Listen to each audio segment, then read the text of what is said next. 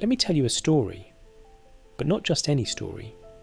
This is the story of a table, not an ordinary table, but one that once held a family's entire world. I was their meeting place, their safe spot, their heart. I heard their laughter, felt their tears, and carried their memories. But do you know what happens when the centre of a family is no longer needed? When the very thing that held them together is replaced? Stay with me, because this isn't just about me. It's about us, about what we forget, and what still remembers. I wasn't just a piece of wood, I was chosen.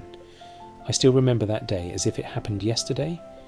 The smell of fresh varnish lingering in the air, the sunlight bouncing off my polished surface, the creak of new floorboards as they carried me in. This one, the mother said, her fingers gently gliding over my top. This will be perfect for us. Perfect. Do you know what that word feels like when it's meant for you? It was the first time I truly understood my purpose. They placed me in the dining room, not in a corner, not against the wall, the centre, right where life would happen. That's when I knew I wasn't just a table. I was a witness. Every morning began with the clinking of coffee mugs, the father sipping his drink as he scrolled through the newspaper, the little boy, too young to hold his spoon properly, banging it against me like I was his personal drum. And the mother? She always ran her hand across my surface as if to say, "You're part of this family. Do you remember your first family meal? The one where you felt safe, heard, loved?" That's what I was for them. I saw their daughter, loud, passionate, full of dreams, stand on me once like a stage, performing her school play in front of her parents. They clapped, she laughed, and I was there, holding that moment forever. I witnessed arguments too, bills that stressed them, decisions that scared them, nights when the mother's tears fell onto my surface, staining me with her pain. But I held strong, solid, silent, because that's what I was there for. And when birthdays came around, oh, those were my favourite days. I became a mountain of cakes, gifts, and glowing candles. I felt their hands drum on me as they sang "Happy Birthday" in voices filled with joy. For years, I was their gathering place, their safe spot, their heart. But do you know what's strange? You can give everything, be the centre of someone's life, and still, one day, they stop seeing you. Question for you. When was the last time your whole family sat together at the table? Think about it. Really think about it. It didn't happen all at once. No. It was gradual, like watching colours fade from a painting you love. At first, it was small things. The father started working late, eating dinner alone, a reheated plate, quick, quiet meals.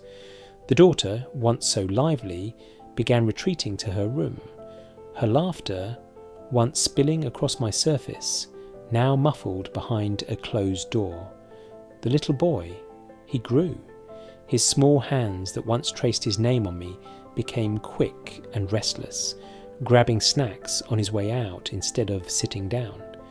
And the mother, she still touched me sometimes, but it felt different, rushed, like I was no longer her favourite ritual, but just another surface to clean.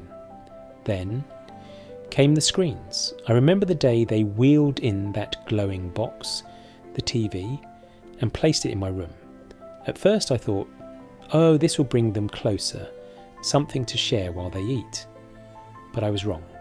Conversations turned into silence, broken only by the hum of whatever show they watched. Do you remember when meals were about talking, when dinner wasn't just eating but sharing your day? I do. And I felt myself slipping from the centre of their world to just another piece of furniture. I held more laptops than plates. I felt more takeout containers than home-cooked meals. I absorbed their silence more than their stories. Do you know what hurts the most about being forgotten? It's not the dust. It's not the scratches. It's when you're right there in the middle of their lives and yet invisible. I kept hoping things would change, that they'd remember who we were, that we'd gather again, just us, no distractions. But deep down, I knew something had changed, and it wasn't just them, it was me, or at least that's what they made me believe. Let me ask you something. Have you ever felt that way? Right there in someone's life, but unseen? I knew something was wrong the moment strangers walked in. Two men, big, strong, wearing gloves. They didn't look at me like my family once did. They didn't see memories. They didn't feel my history. They saw furniture. Be careful with it, the mother said. But her voice, it was casual, detached, like I wasn't a part of her life anymore, like I was an old coat she no longer wore. I felt their hands grip my edges, cold, mechanical, not lovingly, not carefully, just methodically. And then the lift. Do you know what it feels like to be ripped away from the ground you've stood on for years? My legs, which once held up birthdays and dinners and dreams, now dangled in the air like they didn't matter. And that's when I saw it, my replacement, shiny, modern, glass. It glimmered under the light, everything I wasn't, sleek, expensive, untouched. They put it where I once stood, where I belonged. And just like that, I wasn't the heart of their home anymore. Do you know what it feels like to watch yourself being replaced? It's like dying, but staying alive to see your own grave. I wanted to scream, I'm still here. Don't you remember what I held for you? Don't you remember the birthdays, the tears, the nights we shared as a family? But tables don't have voices, and even if I could speak, would they even listen? Do you know that feeling of being enough for years, and then suddenly not? Think about it. Has anyone ever replaced you? Like you were nothing more than a phase in their life. They didn't throw me away. Number. That would have been kinder. Instead, they put me here, in a cold, dark garage, surrounded by boxes, broken bikes, old clothes, forgotten tools that no one ever touches. That's my world now. Do you know what silence sounds like? Not the peaceful kind, the heavy kind, the kind that makes you feel like you don't exist. I can still smell the dinners they ate on me. I can still feel the little boy's hands tracing his name into my surface. I can still hear echoes of laughter, arguments, life. But now, nothing. No footsteps, no voices, no touch. Do you ever wonder what happens to the things you leave behind? Do you think about them? Or once they're out of sight? Are they just gone from your life forever? Sometimes I imagine what would happen if I disappeared. Would they even notice? Would anyone say, "Where's the old table? We should bring it back"? Or am I just a piece of wood they've outgrown? You see, I was never just a table. I was their silent witness. And yet, here I am, covered in dust, unseen, like none of it ever mattered. Question for you. What do you still keep in your home that you haven't touched in years? And why do you keep it?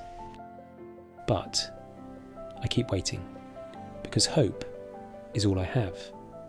Maybe one day, someone will remember me. Maybe the little boy, now grown, will come into this garage, dust me off, and say, "This was our table. This held our childhood." Maybe the daughter, older now, will remember the nights she cried into my surface and realise I was her silent companion when no one else listened.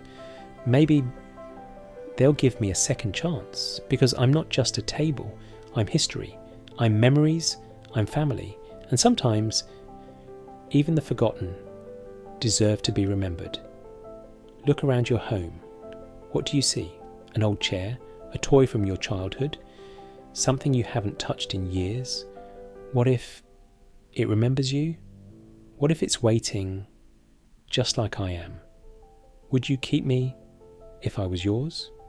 If you've ever had an object in your house that means more than it looks, tell me about it in the comments, because sometimes the things we forget never forget us.